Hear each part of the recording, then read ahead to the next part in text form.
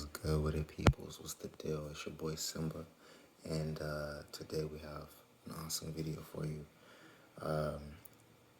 We have Julius Malema, who was giving a speech at a conference that was hosted by President Ruto of Kenya, and he's speaking on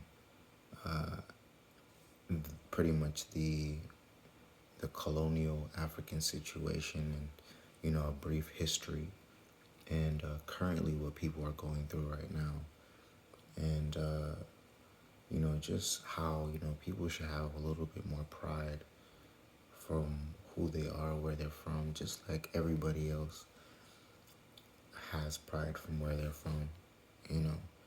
And I thought it was very cool, everything that I was hearing, because we need to hear older people really show their love for who they are, and that instills a concrete love for who one is growing up without even realizing it, and that right there is priceless.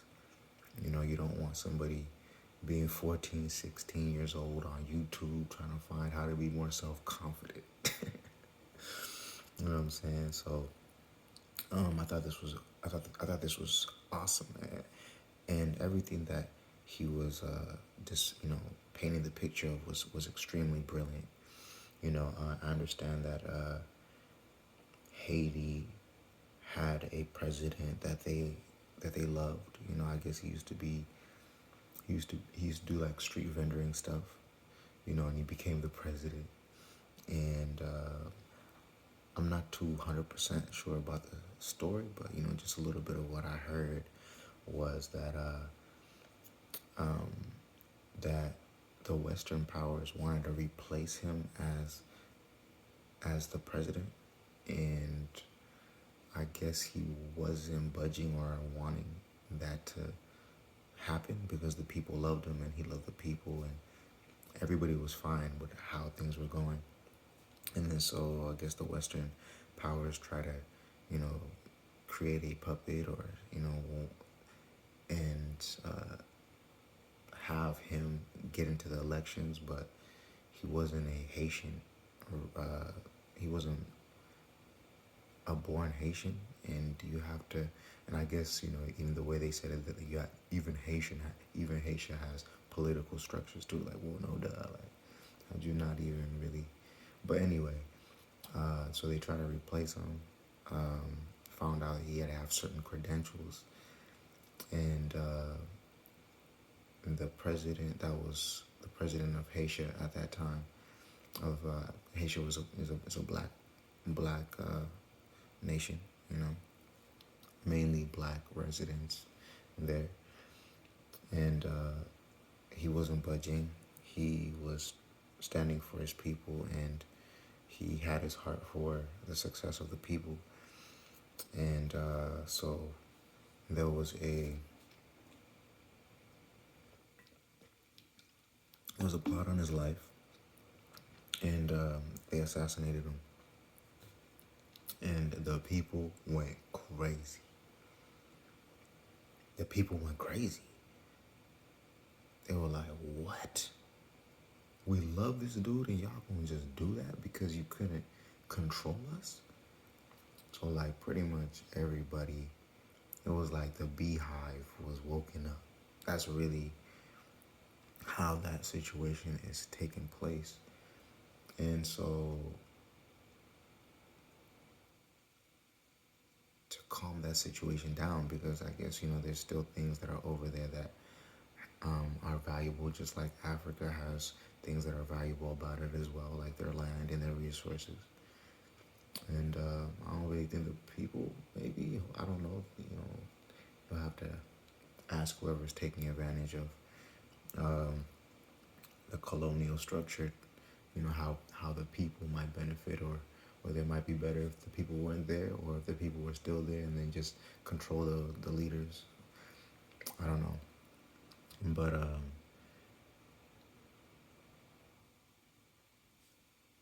after there was just, you know, um, complete disbelief and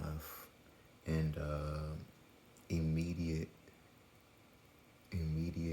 behavior of trying to find out where the source and who around them is responsible for doing this to their president. Um, I guess the Western countries knew that this is probably not the best situation to bring our guys in there because they'll probably get assassinated, by these guys. These guys are not playing around. And, I mean, they did, assassinate their president. So they did go, obviously, way too far. And that's their leader, and they love their leader, and their leader loved them. And I guess they didn't care. So it was unfortunate, very. And so right now, because of the instability of assurance of what's going to happen if we try to regulate this situation, they've reached out to the Kenyan president and have asked him to bring his troops and solve the situation in Haiti. And a lot of Africans are like, this is a terrible move because that's not even your battle. And the reason why the people are like that in the first place is from, unjust, self-pleasing attempts to take over the decision making of of that region and that area. So yeah, I think it's very important that all the black leaders really, really, put their voices together, because standing alone is, especially after something like that happened, it's very unfortunate, So without further ado, what I'm gonna do is I'm gonna put the original video in the description box. But yeah, check this out. It was a really dope video, and I loved how he was really expressing himself from the heart.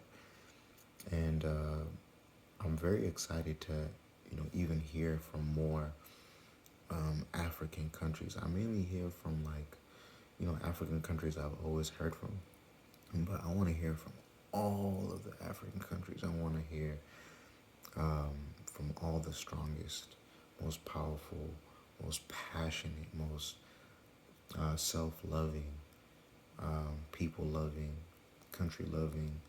Um, they love their skin, they love the world, and they want to share with the world. Even people who are outside of what they are, their best qualities and only quality, and only accepting win-win situations, and only accepting investments that bring quality and bring a beautiful reflection of who they really are, which is a heavenly kingdom God image, because that's just what black people are. That's just what African people are. That's just what black people all over the world are.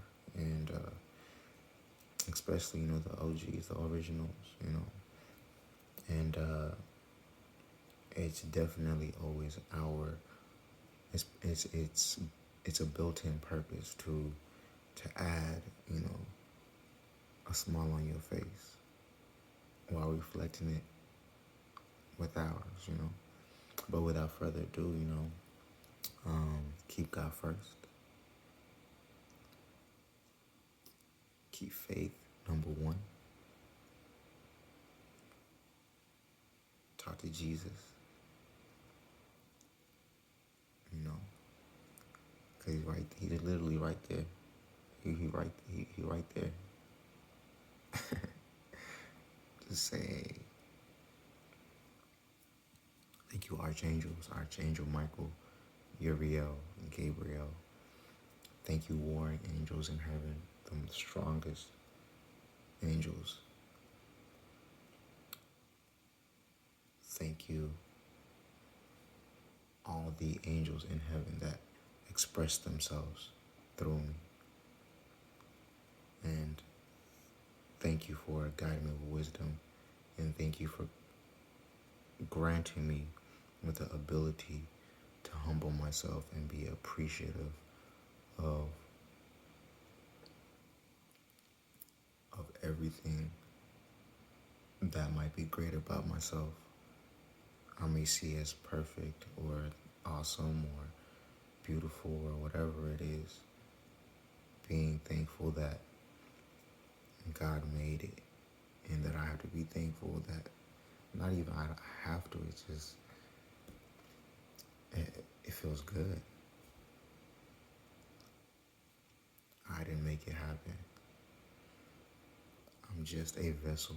I'm just a servant, providing a vessel for the kingdom of heaven to speak through. And in Jesus' name. You feel me? But yeah, without further ado, what we're going to do here, we're going to go straight to the video. And yeah, have any questions or anything like that, holla at your boy. Let me know what the deal is. And yeah, look up this situation. It's very intriguing. There seems to be just a lot of groundbreaking things that are happening right now, and people really clearing their throats and expressing themselves with their deepest vibrato in the voice. So it echoes and vibrates in everybody's spirit. Let us sizzle with your spirit. Yes, sir, it's your boy Simba, and yeah, let's check this out. Here is your latest Africa news. EFF leader Julius Malema arrived in Kenya today for the launch of the Pan-African Institute, which is located near Nairobi. I regard no part of Africa as being foreign to me, because Africa, all of it, belongs to me, and I belong to Africa. It is a humbling honor to be invited to address the launch of the prestigious Pan-African Institute, which is targeted at creating intellectual collaboration and unity amongst the people of the continent. Let us therefore begin by congratulating you on this initiative, which is long overdue in light of the importance of the continent to reclaim its intellectual and academic identity within the global community in general. We know that ideas are at the core of the African capacity to chart its own destiny within the community of the world. Intellectual sovereignty has to be forged through research and development that is steeped in African experiences, African problems, and African questions. The economics of the African Academy have been part of the modalities of the broad draining of our resources. Because of lack of dedicated funding, many thinkers in the continent are taken in the general brain drain driven by Euro-American institutions. As we have seen over the decades, there is no way Euro-American is going to fund an intellectual project that will see Africa truly become intellectually sovereign. A truly sovereign Africa is a threat to the imperialist establishment that continue to determine the agenda and control of our resources. It is also inspiring to see that our esteemed Prof. Lumumba and those who are joining him in this initiative have chosen our continent, and Kenya in particular, to establish an intellectual research and knowledge institution. Accordingly, our first duty is to call on sons and daughters of the continent, both based here and in the diaspora, to jealously fund this institute and ensure that it create and charts a unique Africa-based on an original thought because we have a duty to chart our own intellectual path. We are also inspired by the fact that the Institute concept of Pan-Africanism includes all people of African descent. That is, those in the continent, the Americas, Caribbean islands, Europe, and Asia. This is because wherever they are found, people who look like you and me continue to be treated as an inferior race. When you see a black person, when you see an African person, everywhere else in the continent, in the diaspora, and all over the world, please be kind to African people, for because they are a hated nation. Wherever they are being enslaved, they are being tortured, they are being harassed. No one shows them love. But you, as an African who claim to be a Pan-Africanist, you have a responsibility to show fellow Africans love and care. The violent, genocidal, and catastrophic transatlantic slave trade and colonialism are the historical twin towers that plugged the humanity of Africans into the dark night, which to this day seem to have no end in sight. The image of the African as a black and subhuman was forged through massive and violent enslavement of millions of African people sold in the Americas as properties of white colonial settlers. In the coastal and mainland villages of West Africa, through the gun, the dogs, and the spears, African communities were plundered, captured against their will, and chained like animals.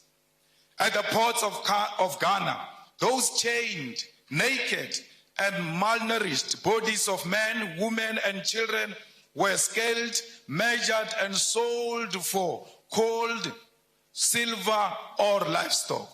They were put in those gigantic ships that crossed thousands of kilometers of the massive body of violent and cold waters of the Atlantic Ocean. Millions will not survive the dangerous voyages on sea. They will die of disease, starvation, or pure mental illness. Many will be offloaded alive, thrown into the deep waters to ease navigation during the storms of the violent seas. It is on those cold Atlantic Ocean's waters, deep in the bottom of the ocean, that many carcasses of African people, their bones lay rotten in chains and swallowed by the sea. Those who survived and on arrival in the Americas were forced to work in the different plantations of white men. From the voyage ships to the plantation, the image of an inferior African was being constructed through brutal force. Then began the violent colonial conquest for settlement aimed at our natural resources that defined our native continent. The white man sought to rule Africa and here designed a system of racial segregation, racial humiliation, racial abuse that lasted for many centuries. The colony and the plantation, with the voyage slave ships in the middle, were the perfect technologies of recreating the African into a subservient being whose only survival in the modern world must always be through white tutelage, supervision, and approval. The transatlantic slave trade, colonial conquest, and colonial rule are responsible for the zombification of the African soul and its intellectual damnification and the psychotic condition where Africa and its people cannot handle their affairs without white supervision. As both an intellectual project and a program of revolutionary change, Pan-Africanism is first the recognition of this terrible history, which by all definition remains a world history that has cast the African into a global identity of inferiority amongst people of the world.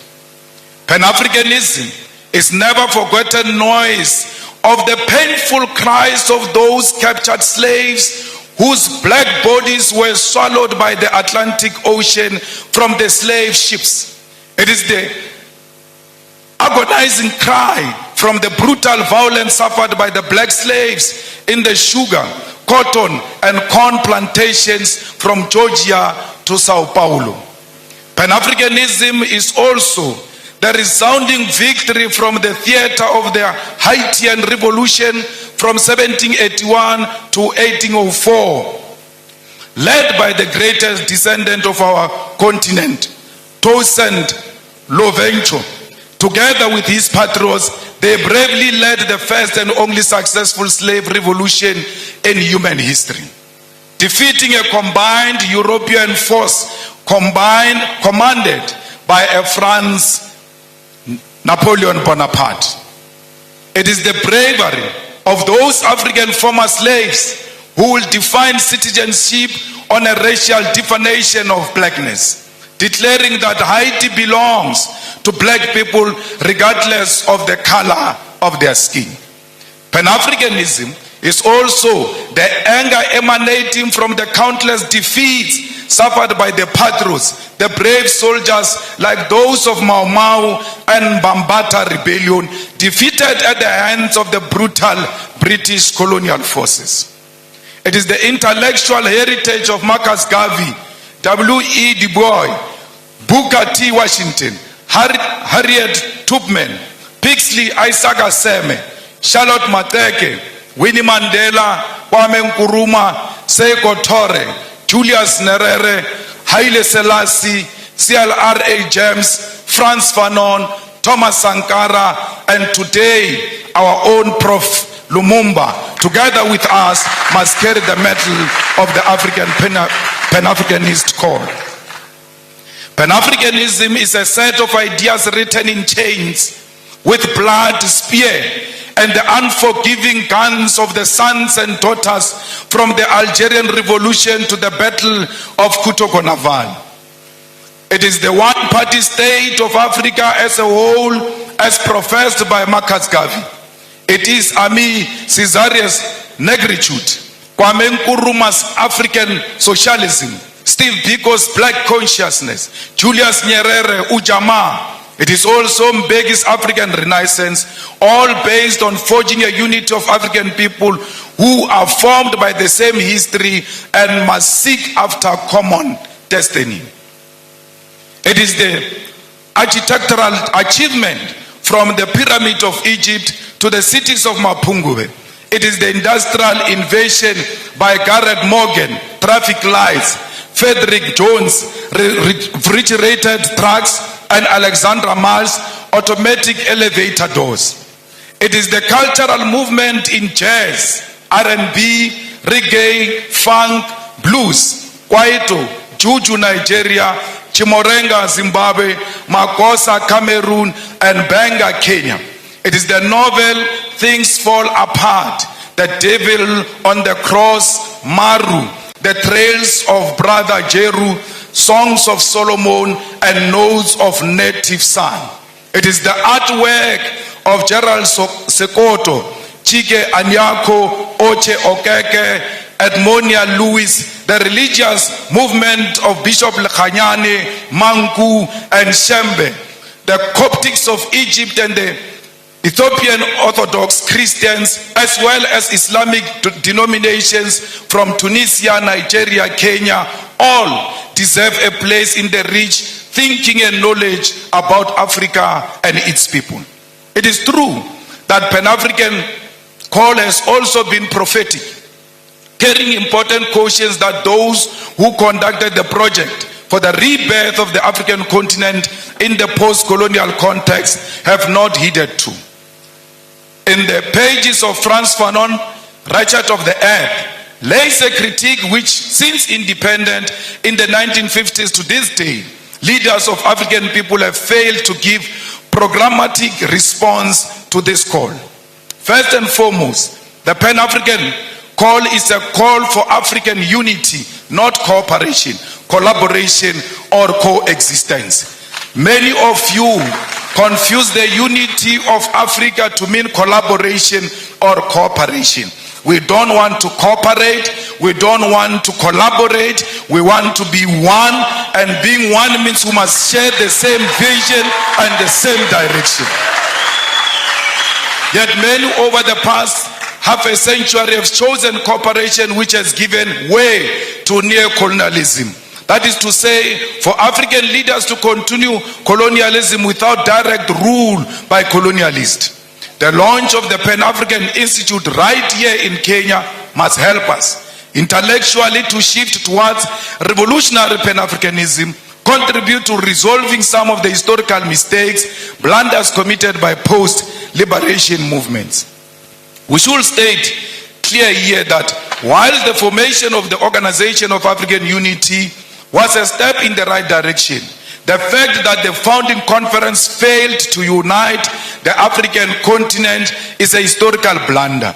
President Kwame Nkrumah, Seko Tore, and Emperor Haile Selassie prophetically said that the failure to unite the African continent will give rise to the neo-colonialism and that African continent will perish. The revolutionary Pan-Africanist ideological and political diagnosis of the future was correct. The future is here. 50 years later, we know that we remain visitors in our own continent. We know that our resources benefit Euro-American than our own people. This is despite most African countries gaining independence from colonial rule since 1957. Massive, huge tracts of land, our mineral resources, our animals, our oceans are still owned and controlled by the colonial masters. There are no countries in the entire African continent that have gained full economic emancipation and independence. And this includes Ghana, which was the first to lead the road. Till to date, it can't claim that Africans in Ghana own the means of production. In 2016 report titled The New Colonialism reveals that there are 101 British companies listed on the London Stock Exchange that control an identified $1.5 trillion worth of resources in Africa in just 5 commodities: oil, gold, diamond, coal, and platinum. Now in this video, the white woman asks how Europeans are supposed to act when Africans are pouring in from everywhere.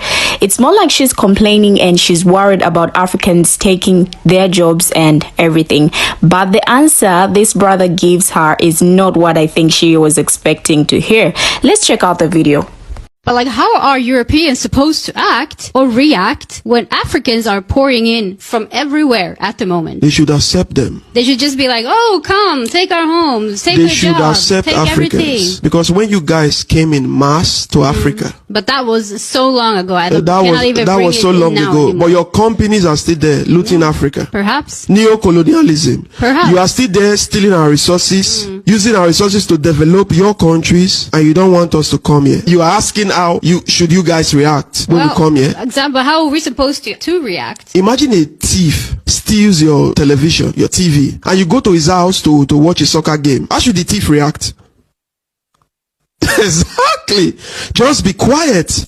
Now, Europeans should be the least of people to complain about Africans going to their countries. Can somebody tell me how them coming to Africa and stopping Africans from going to their countries makes sense? Just like a brother said, a lot of their companies are in Africa and they are also busy stealing our resources to develop their countries while they are making Africa poorer and poorer. I don't think I might be the only one with what to say on this, so let's check out these teachers, and when I get back, we talk more about this issue. React when Africans are poor. All right, so watch this, right? Watch this. Keep that same energy. Keep that same energy when European refugees or all that shit comes to other countries. Keep that same energy. Now, mind you, Africans don't like American black people. But it's all about principle. If you're gonna sit there and complain about other people going into your country, don't go into other people's country. Don't do it. Keep your ass where you at. Just cause they black, you don't like it. If they was white, Africans, you'd be like, oh man, they are perfectly fine here. We can let them in. No. Keep that same energy. When y'all need refuge, or when y'all need a place to go and restart a new life, just stay your ass in your country. Make that shit better. Stay over there. Exactly. Just be quiet. Number one, what in the coloniality is going on here? We got a lot to unpackage, don't we? Number two, what y'all seen right there was projection. Y'all know when the scramble of Africa happened, the Europeans expected for the Africans to just let them come in and take their homes and take their resources, just let them in. Number three, let's literally think about this trick of time these folks are playing with us. So the scramble of Africa that started in the late 1800s and ended in the 1914 year. It's too far in the past, but we can talk about Judea and Romans and people being expelled out of the Middle East 2,000 years ago, and that matters. Make it make sense. Number four, for y'all that don't know, the scramble of Africa is when European powers sat down and drunk tea and ate biscuits and really chummed up with each other about which parts of the African continent that they was gonna take. Number five, Europe colonized all of Africa and then complained about African immigration. What in the caucasity, man? Number six, it don't sit right with me that she did all this, was so condescending and dismissive and just gaslighting about colonial violence wearing a Pooh Shiesty mask. Number seven, y'all don't find it suspicious that she's talking in the European language, he's talking in the European language, and she's talking about what the Europeans should do about the African presence. Meanwhile, he can't even express himself without thinking through the European rhetoric. Number seven, neocolonialism is the use of economic, political, cultural, or other pressures to control or influence other countries, especially former dependencies. Number eight, he literally explained that that's what the Europeans do. Your company's still here. You see what I'm saying? When y'all think about what happened in the Congo, when you learn about Patrice Lumumba, it's not ironic that the instability is Western European caused, and those the main people that benefit from the instability, the Europeans. My last and final point, reiterating 2 points I already made. When she asked the question, what are Europeans supposed to do when Africans is pouring in every minute? Remember this little history right here. You see what I'm saying? And when she say it happened so long ago, think about how European colonial powers always use the trick of time to talk about whatever happened to them. It's so recent. You see what I'm saying? But whatever happened to us, it's too far in the past. Free Palestine, free Congo, free Sudan. Off. I'm playing. Education is elevation. Africans are poor. This is a very conservative figure since it includes resources listed by only some companies. Many companies do not provide the figures of the resources they control. And majority of these companies that do not tell us what they control and what they own in Africa are found in DRC, because they are the ones who fuel the divisions in DRC. They are the ones who fuel the fight in DRC, and they are stealing the resources of DRC because they know there is no proper accountability for such resources. The War on Want report on neocolonialism further illustrate that the fact that these 101 companies control and own the following key resources on our continent. 6.6 billion barrels of oil, currently worth $276 billion US. They control 79.5 million ounces of gold, worth $119 billion US. They control 699.3 million carats of diamonds, worth $134 billion of US. 3.6 billion tons of coal, worth $216 billion US. 287 million ounces of platinum, worth $305 billion US. These are the numbers that reflect British neocolonialism in the African continent. I've not spoken about what French companies are doing. The Portuguese continue to play a significant role in the economy of Mozambique and Angola. The French continue to micromanage all the countries that were their colonies, except the recent liberated zones of Mali and Burkina Faso. Comrades, the French are brutal, to a point that post-colonialism they still make certain African countries to pay colonial tax to France. The French are brutal because some of their former colonies, their reserve banks are still in France. They are not in control of their own economy, yet they claim to have an independence. We, as progressive Pan-Africanists, must fully associate with and support all revolutionary actions of fighters who are removing puppets of French imperialism from political office and power. Let us know in the comments below if you found this video informative.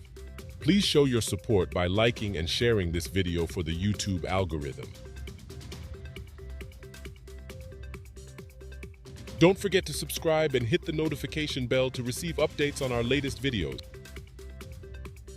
And always remember, Africa is watching.